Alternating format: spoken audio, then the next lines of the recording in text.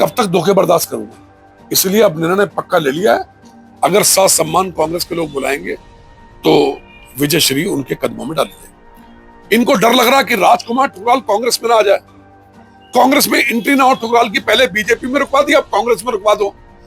अगर कोई दुखी मन से अपना त्योहार मना रहा है तो ये सबके लिए कष्टकारक है। साबित करो कि कौन ऐसा व्यक्ति है जिसने 50 सिलेंडर लिए।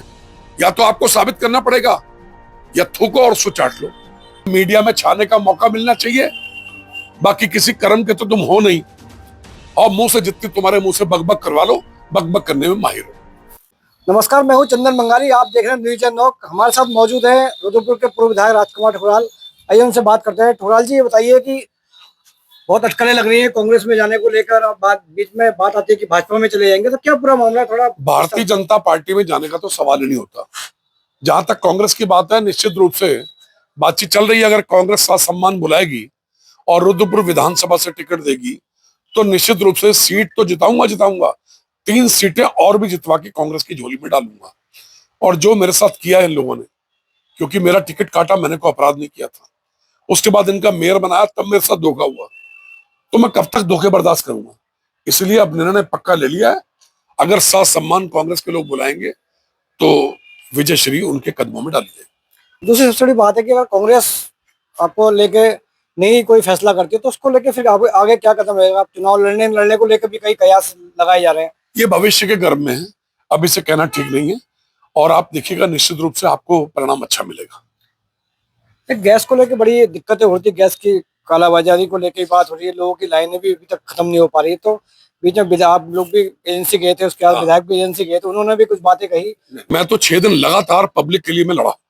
जब शुरू में दिक्कत आ गई थी, समस्या हो गई थी, तो पब्लिक के लिए भिड़ा, और जितना मुझसे बन पड़ा मैंने गाड़ियां मंगाई और पब्लिक को सिलेंडर दिलाया, कालाबाजारी रोकने का प्रयास किया।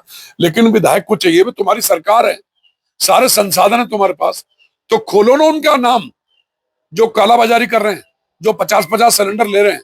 तुम्हें बोलना आता है, खाली मुंह से थूक के पकौड़े बनाने आते हैं। 6 दिन तक तुम्हारा पता नहीं था। रुद्रपुर में लोग बर्बाद हो रहे हैं, त्राई कर रहे हैं गैस एजेंसी पर। किसी को गैस सिलेंडर नहीं मिल रहा था, और नक्कार खाने में तूती की आवाज।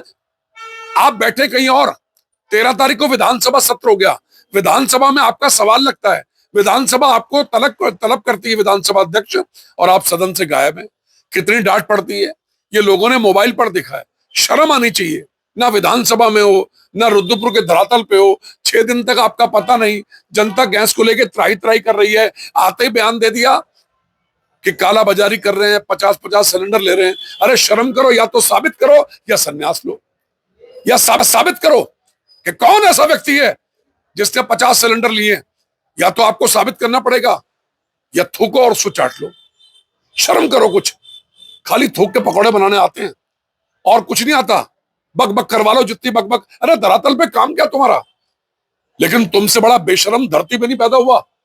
आज मैं इस बात को कह रहा हूं, बेशर्मी की सारी पराकाष्ठा को पार कर लिया, करना भी कुछ नहीं है, और पक्की पकाई चाहिए। यहाँ 6 दिन से हमारा पसीना छूट गया इंडियन गैस एजेंसी वालों से भिड़ते भिड़ते, और अब तुम आए हो, तुम्हें पक्की पकाई चाहिए। अरे शर्म करो, सिर्फ तुम्हें मीडिया में छाने का मौका मिलना चाहिए, बाकी किसी मीडिया में छाने का मौका मिलना चाहिए, बाकी किसी कर्म के तो तुम हो नहीं, और मुंह से जितनी तुम्हारे मुंह से बकबक करवा लो, बकबक करने में माहिर हो।